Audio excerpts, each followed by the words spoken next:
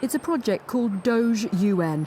It's reminiscent of Elon Musk's Department of Government Efficiency, only it's looking into the United Nations. It's not officially connected to the US government, but its founder, former US diplomat Hugh Dugan, says he's looking for ways to cut waste at the UN. Over time, we've seen the growth of what I call a deep state United Nations. DOGE UN is an effort to excise the waste and rogue behavior of the United Nations bureaucracy. The US currently contributes roughly a quarter of the UN's budget annually, totaling around $20 billion. China is the second biggest contributor. The proposals put forward by DOGE UN include making interpreting staff work remotely and merging or abolishing some UN agencies.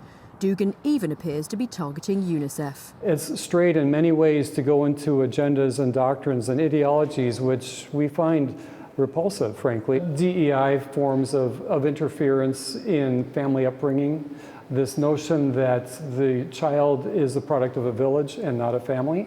The United States has warned UN organisations against any focus on diversity, equity and inclusion. The UN Charter and the Universal Declaration of Human Rights talk about the need for equality.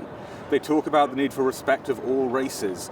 This is 80 years of UN thinking. It's not some trend that is now being imposed on the world. The UN is an international bureaucracy, but it's staffed by people who have worked in war zones and in humanitarian crises.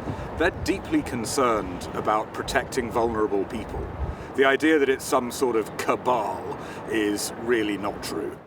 Many UN staff members agree that the organisation is in need of reform, but they're concerned that whilst DOGE UN is not part of the US government, its proposals could be used as a pretext to cut funding.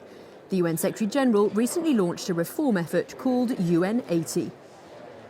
So we can adapt the UN, consolidate the UN, make the UN more effective and more cost-effective.